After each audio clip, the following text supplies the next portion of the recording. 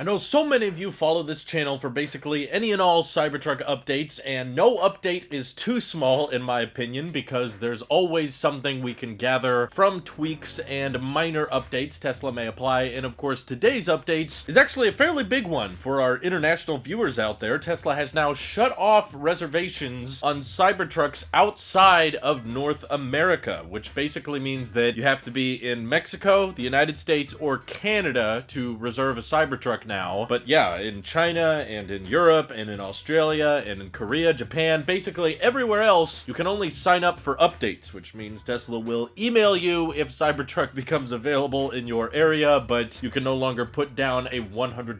refundable deposit, which may not seem like a big deal to many of you, but it indicates a few things in my opinion that we could try to arrange our expectations with, because essentially I think the reason they did this now and realized that it's probably better to do sooner rather than later is because, as we know, Giga Texas is going to specialize in Cybertruck production after the Model Y has ramped, and Giga Shanghai is already starting on their expansion over in Asia. So they're hoping to probably get a run rate with their current existing facility close to 1 million vehicles a year, and then on top of that, expand that factory with an additional 450,000 a year. And in Tesla's statements, they said that new factory will specialize in building Model Y and Model 3. So once again, just continuing ramps of those vehicles. And over at Giga Berlin, you know, they're ramping up Model Y performance right now, and once the 4680 cell production is being done locally there, that's probably when they'll start introducing a standard range all-wheel drive, or maybe for the European market they'll make some kind of long-range option that's using 4680s. We don't know yet, but I think it's fairly safe to say, because of Europe and how that market buys vehicles, after the Model Y, they're probably gonna want to do something similar to a Model 3, if not basically just the Model 3 itself, because that is still one of the best-selling vehicles of any kind in Europe, and Tesla could save a lot on transportation and importing fees if they just started building all Model 3s in Europe instead of having to ship them from China, where it's incredibly cheap to build, but likely not too cheap to ship that far around the world and deliver to the European market. Pickup trucks do not sell at incredibly high volume over there, so essentially if Tesla does want to bring the Cybertruck outside of the US or outside of North America, based on the sound of their additional expansion plans at current Gigafactories, Cybertruck is not going to be built outside of Giga Texas, at least for the foreseeable future. I don't really see any plan or roadmap for Tesla to start building Cybertrucks at Giga Shanghai because, you know, the pickup truck market there is growing a bit, but it's definitely not as strong as it is in the US. And of course, the other side of the equation is the electric pickup truck space is getting incredibly competitive in the US already, with Rivian clocking in over 90,000 reservations with an average selling price of $93,000. The electric Hummer, which I think is ridiculous, costs over $100,000 and they have over 65,000 reservations. And that's not even addressing the biggest elephant in the room, the F-150 Lightning, which Ford is absolutely not selling at a profit, but still, they're ramping up production now and deliveries should be starting any day, and that's clearly the most popular vehicle in the US, so that going electric is inspiring a lot of people to want to switch to it, especially with gas prices never been higher. So Tesla does not want to sacrifice any Cybertruck production at Giga Texas towards exporting, because that's going to overall add to the end price of the vehicle, and localized production may be the only type of production they can do with the Cybertruck for the foreseeable future, because for one, I do expect that the Cybertruck is not going to be as cheap to build as the standard range Model Y, and they're probably going to charge $60,000 for that model. And considering in a recent interview, Elon said that they have more than 3 years worth of demand set up for Cybertruck production, which is why they're not concerned at all about other electric trucks being on the market before the Cybertruck. They're like, we don't care if other trucks are coming out now because there's still way too many people ordering our truck. And based on the fact that Elon said they want to start turning off orders on vehicles that are pushed out much more than a year from estimated delivery, which the Model X long range is well past the 1 year estimated delivery for the base model, and the Model Y long range, if demand continues, we'll see that as well. I don't think Tesla wants there to just always be a present 3-year backlog. I think they are going to spec and price the Cybertruck accordingly so that they don't have a backlog that long. And similar to what Rivian announced on their latest earnings call, I think they're comfortable with not locking in prices, which is what Cybertruck reservations are right now. You're basically just wiring Tesla $100 and saying, I'm interested in a Cybertruck Cybertruck, you don't lock in the price of the vehicle. But the fact that in other countries they're actually not even letting you